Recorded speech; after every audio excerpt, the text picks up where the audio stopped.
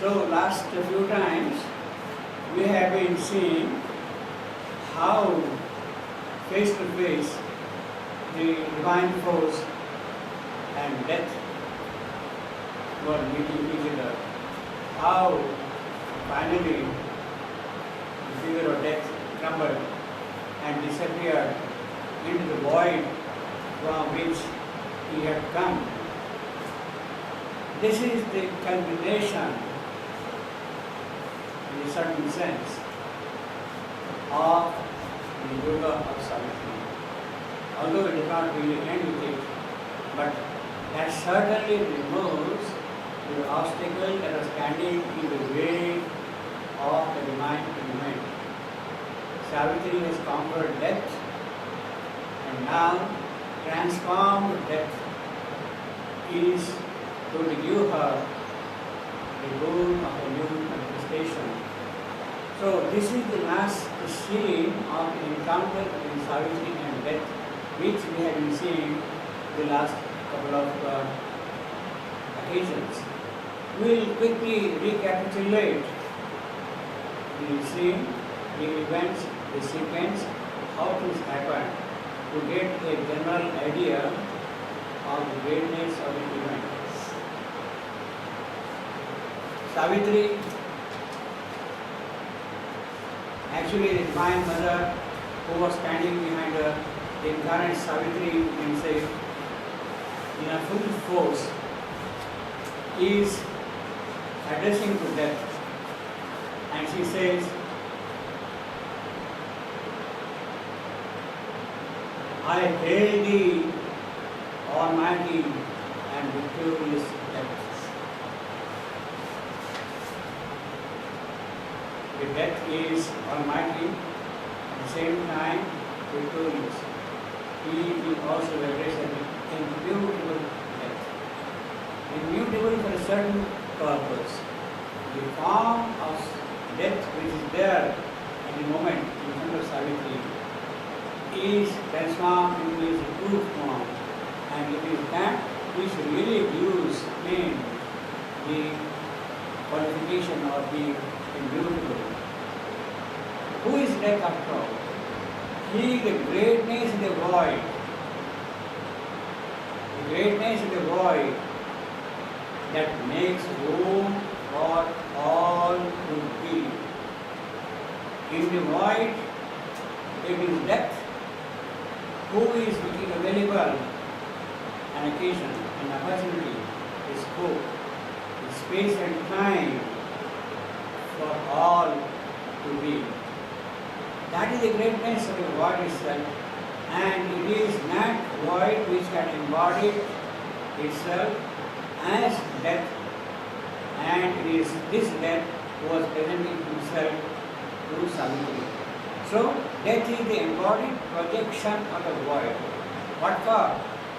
This embodied projection of the void for what? In order that all be clear. He makes room for all to be. His role is all to be. All to be means proper divine manifestation arising out of the great things of the void. That is the miracle. That is the mystery of the creation. That is the purpose of this whole play of death being there, or the creation of the void itself being there. Savitri at one point tells that, yes, you have been playing this role of all to be, and therefore still be my instrument. I need you for this purpose. Your role is there. You have been playing this role in a certain manner until now. You will play the role in another manner now for things to be clear, for all to be clear. In fact, a greater realization of death, rather of the greatness of the void, of the original void of this creation could be in conscience. In other words, in conscience is a great progress over the void. Not only in conscience, the darkness, the night, there are also a great step forward emerging out of the void. The appearance of hell creates another major step in the whole process.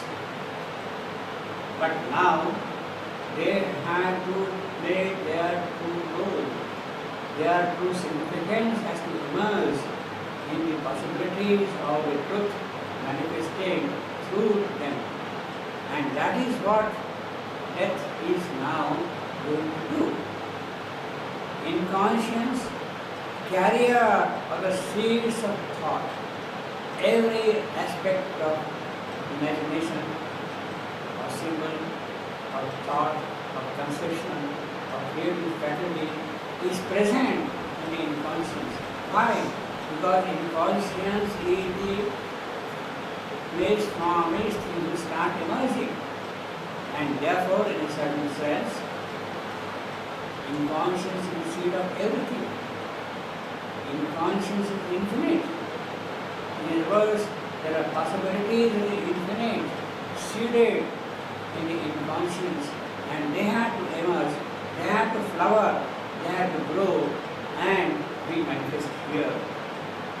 Until now, death was playing the role of a denier, of one who would remove all that would long for a divine possibility, moving towards the divinity, moving on the spiritual path.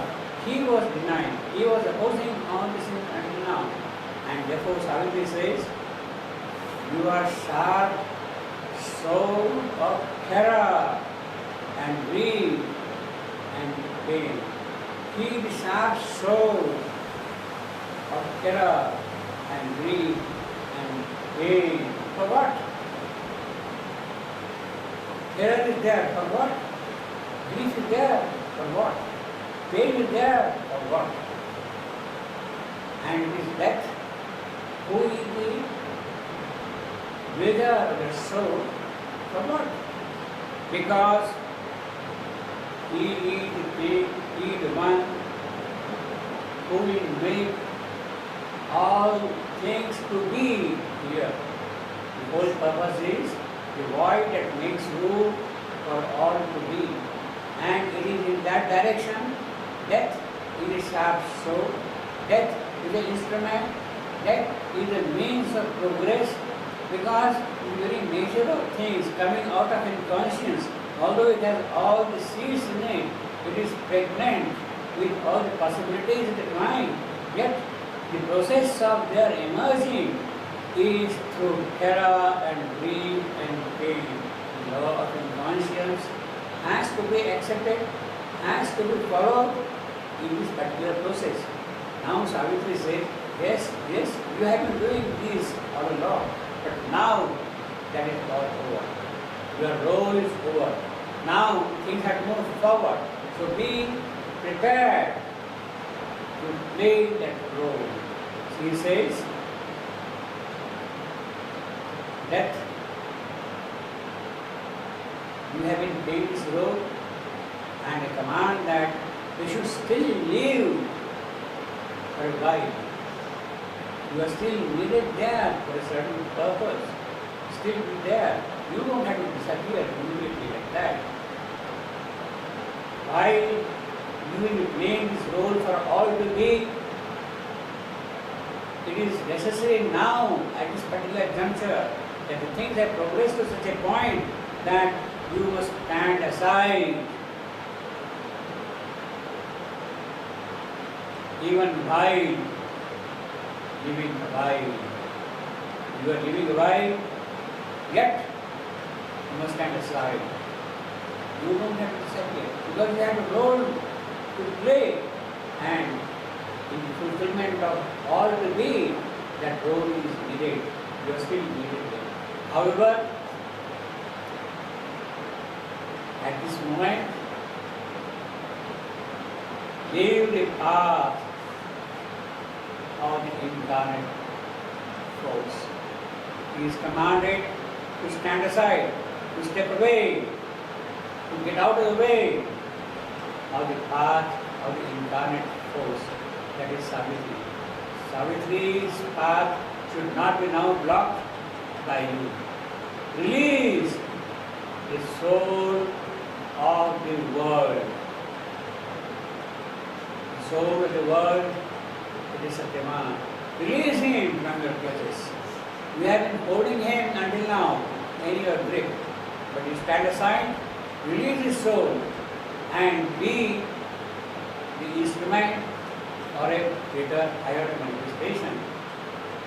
Who is Satyavan?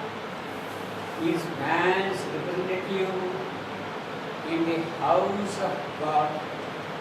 Man's representative in the house of God. When Manomaya Purusha appeared in the stages of evolution, it is at that point the soul of the world, that is Satyavan, also appeared. The birth of Satyavan coincides with the appearance of the Manomaya Purusha. It is at that moment of time that Savitri too awoke among human tribes from the previous cycles of evolution, from the vital phase, things have to move into the mental phase. It is at that point Satyavan has become the representative in the house of God. It is at that point that Savitri also awoke for a divine task. Who is Satyavan again? He is the master of wisdom. He is the mate of wisdom. He is the commander of light. He is the spouse of light. Man's representative in this house of God, master of wisdom, a mate of wisdom, spouse of light. It is he who is in your clutch now, under your grip now. You release that grip and let him be free of you. That is my command. That is my divine desire, and I bid you to do that. But that still remains firm. He is not yet convinced that a moment has come for him to conceive the victory. He is not yet ready for that. He refuses to bow. He refuses to know. He refuses to see. Although he knows that things are now no more under his control. Although he has observed now that he cannot escape the divine command of Savitri. He refuses to know. He refuses to see. His spirit bows, but his nature is not yet willing. He is bound to the law of his nature. The divine command has to remove that law, has to destroy the things which have given rise to this denial. His spirit bowed, but his will is still tied to the law. In that way, death and divine force are face to face and meeting each other speaking to each other face to face. Yet, death knows that he cannot stand the commanding power of divine Shakti which is there behind Savitri.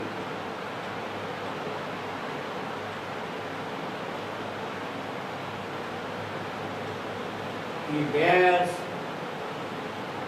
the tyranny of the divine desire. What is the desire? He has to believe the soul of Bhagavan. He has to step aside from the path of Savitri. That is the divine desire, and he has to obey that. He bore the tyranny of Savitri's divine desire. And what happens under the tyranny? His head, his breast, his heart, his nerve, his limbs, every part of his personality is shaken up, is shattered, crumbles. He cannot stand the tyranny of the desire, the crumbling, the disappearing, the disintegrating.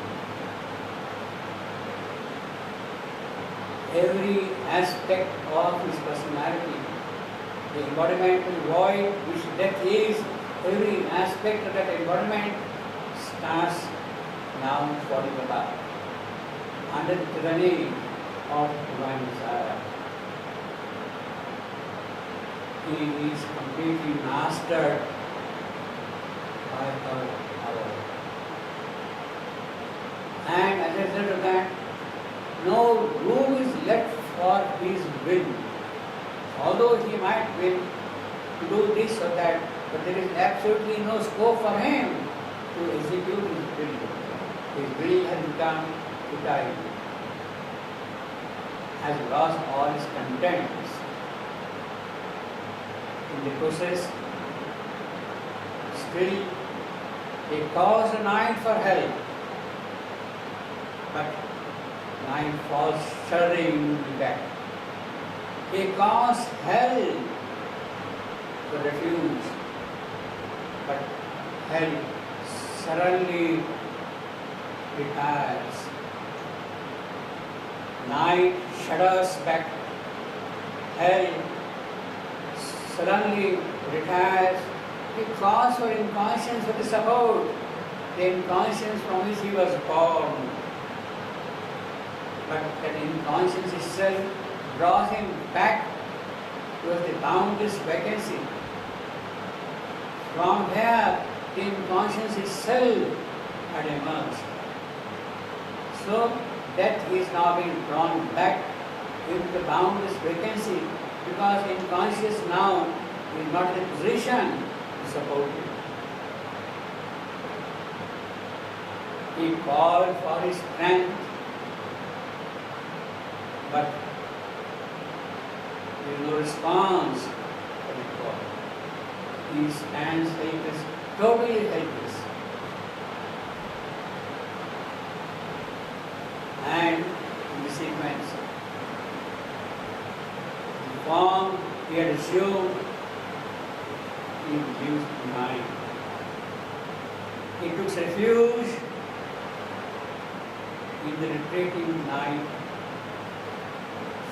He is returning into the inconscience from which he is born, into the vacancy from which things had arrived earlier.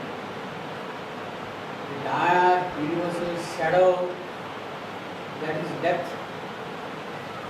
has disappeared from the scene.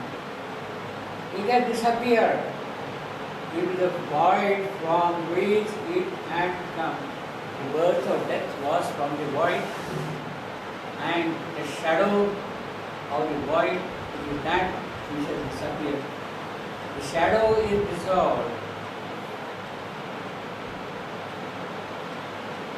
because the original cause of that shadow has been removed. Savitri has knocked out the original cause, the primary cause, the basis on which shadow was founded, that itself is knocked out. So what remains behind? Just the pure void, absolute void. There is no night, there is no hell, there is no inconscience. He has lost his strength. What remains is only the pure void. In other words, when death is dissolved, when the shadow is dissolved, what remains is the pure void. And what is shadow after all? It is the shadow of the Supreme cast into the void. So when the shadow has disappeared, it is actually the Supreme Himself who is revealed behind this shadow, behind this void. Shadow is not there now, only the void is there. Behind the void is standing only the pure Supreme without his shadow. We may say that Savitri in that manner has cut a door into the transcendental Supreme through the void. The void which was acting like a rock, standing behind which was the Supreme. To be that Supreme who is now fully revealed. The shadow has disappeared, the void has revealed the true nature of the Supreme Himself.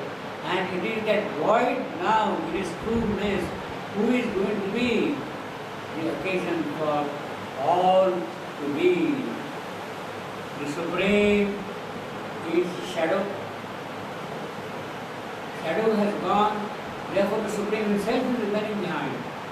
When the shadow is dissolved, what remains is only the Supreme.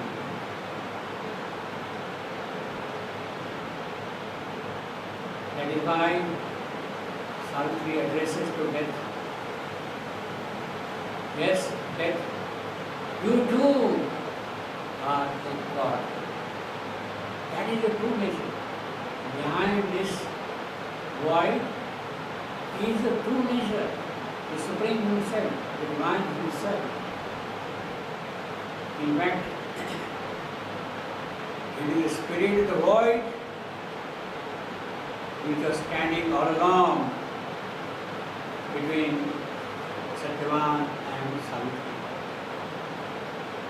You had the spirit of Satyavan in front, in between the spirit of the void, behind them is Savitri. That is how you are marching into the void, towards the void, towards in a way the Supreme Himself, after cutting a door into the rock of the void. So, when the shadow has disappeared, what remains is the spirit of the void has disappeared. Between Satyavan and Savitri, the spirit of the void was standing, it has disappeared. And what has appeared now there? Still, there is a translucent wall between them. Soul of Satyavan is released, Savitri is there, the shadow has disappeared, but still between them is standing a translucent wall. Savitri has yet to go through the translucent wall and meet him in transcendent. The true nature of Satyavan and then be revealed to her. Shadow has disappeared, the translucent wall has disappeared. Savitri beings the Supreme in his fourfold aspect. The user, bone after bone, he invites her and Satyavan to live eternally in the immortal worlds of the gods, in the transcendent, in the realms of gold, the Savitri says, sorry, I am not interested in those heavenly kingdoms. I want the soul of Satyavan back for the soul of the earth. And therefore, she demands the soul of Satyavan now back from the Supreme who was presenting himself as a fourfold being. Savitri has won the victory over death. She has to win the victory now over this fourfold being. Savitri surrenders completely to the will of the Supreme, and finally she gets the most wonderful kind of a goal of the possibility of the realization of the divine life upon earth. Behind them now, between them now, is not the translucent wall. It is the wall of the transcendent which is standing between them. The topaz wall. The victory over death means the removal of the shadow. Yet those beings separated by the translucent wall. The victory over the fourfold being is a victory for the earth, yet there is a topaz wall between them. The topaz wall stands between the earth and the transcendent reality. Topaz is a symbol for the manifestation of divine qualities, divine powers here upon earth. So it is that topaz wall now through which Savitri is coming back to the earth.